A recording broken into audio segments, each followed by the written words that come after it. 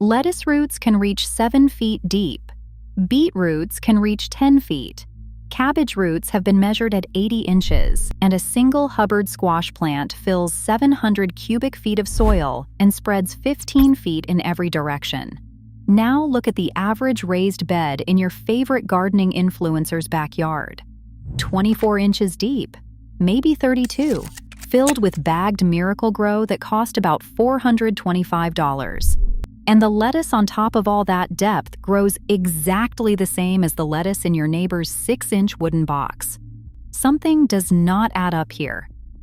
Once you see what is actually going on under the surface, you are going to look at the entire tall raised bed trend very differently. The agronomic research, the extension publications, and the most productive market gardeners in the world all agree on something the metal bed companies do not want you to know.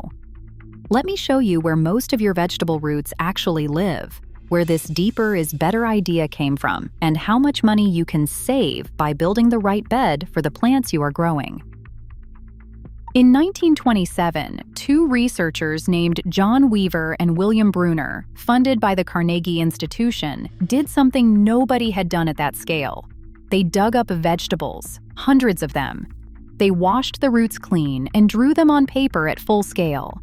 The book they produced, Root Development of Vegetable Crops, is still the gold standard for understanding what is happening below the surface of your garden. Here is what they found. Yes, lettuce roots can technically reach 7 feet. Yes, carrot roots can stretch 10 feet down. But the working roots, the feeder roots that pull water and nutrients into the plant, sit much closer to the surface. Modern peer-reviewed studies have put hard numbers on this. In 2016, a research team led by Junling Fan analyzed 96 root profile datasets across 11 temperate crops. They calculated something called D50, which is the depth above which 50% of all the roots in the soil are found. Across all 11 crops, that number came in at 3 to 8 inches. 3 to 8 inches. Half of the entire root system of every common vegetable, sitting in the top handspan of soil. The Food and Agriculture Organization of the United Nations put a number on this back in 1998 in their Irrigation and Drainage Paper number 56, the 40-30-2010 rule. Of all the water a crop pulls from the soil, 40% comes from the upper quarter of its root zone, 30% from the second quarter, 20% from the third, and just 10% from the deepest quarter. In plain English, even when a tomato sends a taproot down 5 feet looking for drought insurance, the plant does the vast majority of its actual living and feeding in the top 16 inches of soil. So if the science has been this clear for almost 100 years, where on earth did the idea come from that you need a 32-inch tall bed to grow a head of lettuce? The answer is younger than you would think. Before about 2015, every United States Extension publication, the Mississippi State Guide, the University of Missouri G6985, Alabama Cooperative Extension, North Carolina State, all of them recommended 6 to 12 inches for raised beds. Mel Bartholomew's all-new Square Foot Gardening, which sold 2.5 million copies, said it bluntly. You only need to prepare a square-foot gardening box to a depth of 6 inches. The majority of plants develop just fine when grown at this depth. Then, around 2017 to 2019, something changed. Birdie's Garden Products, an Australian metal bed company, partnered with Epic Gardening to start serious United States distribution. Vago Garden launched in 2020 with a 17-inch classic and a 32-inch extra tall. Tall metal beds went viral on YouTube and TikTok, and the marketing copy started to look suspiciously similar across the board. Vago, the heaviest of the deeper is better marketers, wrote on its product pages that most raised beds are less than 11 inches, which is not enough for healthy roots. Deeper soil means deeper roots and happier plants, the company said. Then the line that did all the damage. Many root crops, such as carrots, need extra height for the root to stretch, so 17 inches is optimal. You see what they did there? Carrots, one specific crop with one specific shape, suddenly become the rule for everything. And once you have sold someone a 17-inch bed for their lettuce, it is not a big leap to sell them 32-inch beds for their tomatoes too. Even though lettuce, tomatoes, and carrots are completely different stories. Here is the cleanest way to think about it. There is bed height and there is soil depth. They are not the same thing. Bed height is about your back, about how far you bend over. And tall beds are absolutely a valid choice for gardeners with mobility issues. The University of Georgia Extension recommends 24 inches for wheelchair access and 36 inches for stand-up gardening with bad knees. That's real. That's justified. That's ergonomic. Soil depth is about the roots, about how deep the loose, biologically active, well-amended growing medium goes. And this next bit is what changes how you see every raised bed photo on Instagram. An 8-inch wooden frame on broad forked native garden soil has almost the same effective root depth as a 32-inch metal bed sitting on compacted suburban subsoil. Why? Because the compacted subsoil under the metal bed is basically a wall. United States Natural Resources Conservation Service data shows that bulk densities above 1.6 grams per cubic centimeter block root penetration, and the average bulk density of newly graded suburban subsoil sits right at 1.56. Your subsoil is the bottom of your bed, whether you built one or not. This is why the most productive market gardeners on the planet don't use tall-walled beds. John Jeavons, the founder of Biointensive Gardening, recommends 24-inch deep growing zones, but he creates that depth by double-digging the ground itself. No walls. Jean-Martin Fortier, in his best-selling book The Market Gardener, uses permanent raised beds just 8 inches high. And Elliot Coleman at Four Season Farm in Maine, widely considered the most productive cold climate market gardener in North America, uses unwalled 30-inch wide beds, broad-forked once, slightly mounded. Walls don't make a bed raised. The loose soil does. That's all your plants actually notice. Now, before we get into where deeper actually does matter, a quick favor. If you're getting value out of this, hit subscribe and the bell. We dig into the actual biology behind gardening every week.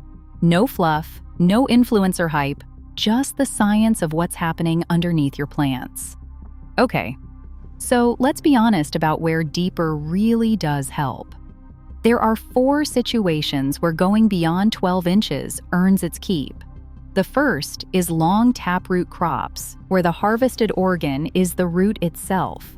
Long Imperador carrots, the kind you see at the supermarket, reach 10 inches of root length. Full-size parsnips run 8 to 18 inches. Daikon and burdock run 16 to 24 inches. For these crops, you do need bed depth to match the length of the root. This is the carrot case. Vigo is technically right. The catch is that Chantenay carrots are 6 inches long, Nantes are 7 inches, Danvers are 7 to 8 inches. So the deep bed for carrots rule depends on what variety you are actually growing. Most home gardeners are growing the shorter ones anyway. The second case is when the bed sits on a hard surface, concrete, asphalt, or a rooftop. There is no native soil underneath, so the bed becomes a container. A 6-inch container is just too small for fruiting vegetables. The University of Georgia Extension flags 12 to 18 inches as the realistic minimum on hardscape. The third is permanent perennial beds. Asparagus and rhubarb live in the same spot for 20 years or more, and they genuinely root deeply. 24 to 36 inches makes sense for these. The fourth is contamination capping.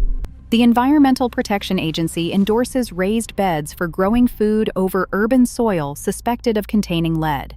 Even there, 8 to 12 inches of clean fill is the recommendation, not 32. For everything else, leafy greens, brassicas, alliums, beans, peas, peppers, tomatoes, summer squash, and strawberries, 12 inches of quality soil over broad-forked native ground does the same job as 24 inches. Which brings us to the part that really stings. The cost. Let us look at Home Depot prices, captured spring 2026.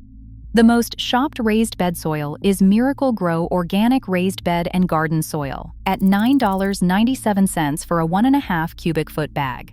That is about $6.65 per cubic foot. Take a standard 4 foot by 8 foot bed. At 6 inches deep, 16 cubic feet, and that is $106.40. At 12 inches, $212.80. 18 inches is $319.20. 24 inches is $425.60. So the bottom 18 inches of your 24-inch bed cost $319.20 in bagged soil. And per the FAO data, per the peer-reviewed root studies, per 95 years of research, the plants barely use it. You are paying $300 to fill a hole. Now, here's where the cost shock creates the second problem. Once people see that bagged soil bill, almost every popular gardening creator has the same suggested fix. Fill the bottom with logs, branches, cardboard, leaves, straw. The hugelkultur in a box trick. Vago's own marketing pitch promises the method drops the upfront soil cost from $100 per bed down to about $40. There's a problem with this. Several, actually. Dr. Linda Chalker-Scott at Washington State University Extension, in her 2022 fact sheet FS283E, wrote that there are no peer-reviewed scientific studies on hugelkultur. 0. The technique itself does not even come from centuries of European tradition, like the marketing implies. It traces back to a single 1962 German booklet by Hermann Andra, drawing on Rudolf Steiner's 1924 biodynamics lectures. And Andra was actually pretty honest about it. He wrote that the mounds must be rebuilt from scratch every 5 to 6 years. The mechanical problems are well documented too. When fresh wood with a carbon-to-nitrogen ratio of around 400 to 1 is buried in the root zone, soil microbes do what soil microbes do. They scavenge mineral nitrogen from the surrounding soil to break the wood down, and that nitrogen becomes temporarily unavailable to your plants. Heavy feeders like tomatoes, brassicas, and corn show year 1 deficiency. A side-by-side test by Nicole Burke at Gardineri documented a log bottom bed dropping 6 inches of total settling in months, while the soil only bed next to it dropped just 1. And then there's the really nasty hidden risk in cheap fill, especially in manure and hay and grass clippings of unknown origin. Aminopyrrolide is a Corteva-developed herbicide used widely on pastures and hayfields. As little as 1 part per billion of this stuff in your soil, that's roughly 1 inch in 15,782 miles, is enough to deform your tomatoes, beans, peas, potatoes, and lettuce. It cups the leaves. It twists the new growth into ferns. The Environmental Protection Agency lists its soil half-life at anywhere from 32 to 533 days. It survives the cow's digestive tract. It survives composting. It can even survive bagging. The United Kingdom had a catastrophic allotment-wide aminopyrrolide contamination event in 2008 that led to a voluntary suspension.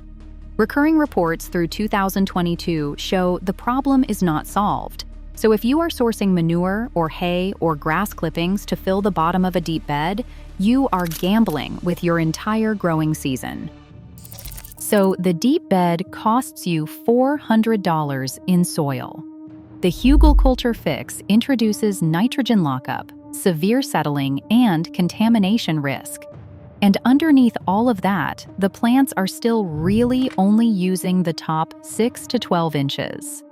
The honest path through all this, the one the actual research and the most experienced market gardeners agree on, is so much simpler than the influencer version. Build the bed 12 inches deep, 8 inches if you're growing only leafy greens and herbs over decent native soil. Use a wooden frame if you want, or no walls at all if you're okay with a slightly mounded bed. Loosen the native soil under the bed once with a broad fork, which costs less than a single 18-inch metal bed. Fill it with a quality mix, roughly 75% topsoil or sieved garden soil, 25% finished compost, and skip the bagged stuff if you can find a local landscape supplier who delivers in bulk. Bagged is usually 3 to 4 times the price of bulk for the same product. If you've got back pain, build a frame around your 12-inch bed and put it on legs at 36 inches off the ground, with the bottom shelf empty. Ergonomic comfort without paying to fill empty space. Wheelchair access? Follow the University of Georgia 24-inch guideline. Long Imperador carrots specifically? Give that bed 16 to 18 inches. Contaminated urban soil? Follow the EPA capping protocol with 12 inches of clean fill. For nearly everyone else, 12 inches of good soil outproduces 18 inches of mediocre soil almost every season. One last thing before I let you go. The single best peer-reviewed yield study comparing 6-inch versus 12-inch versus 24-inch raised beds, with everything else held constant, does not exist. It was never published. The deeper is better claim that fills your Instagram feed is not backed by a controlled trial. It is backed by metal bed marketing, ergonomic justifications that got generalized, and the genuine but narrow case of long taproot crops. The actual research from Weaver and Bruner in 1927 through Fan in 2016 says the same thing. Your roots live near the surface. Spend your money on what's in the top 12 inches, and your plants will reward you for it. That's the real story behind why those beautiful, tall metal beds you keep seeing online may not be giving your plants what you think. The good news is, this is one of the rare cases in gardening where the right answer is also the cheap answer. If this changed how you are thinking about your next bed, you will love next week's video, where we dig into the soil biology question nobody asks. Why does the same bag of compost behave like magic in one bed and do almost nothing in the bed right next to it? Hit subscribe and the bell so you do not miss it. Happy gardening, and I will see you in the next one.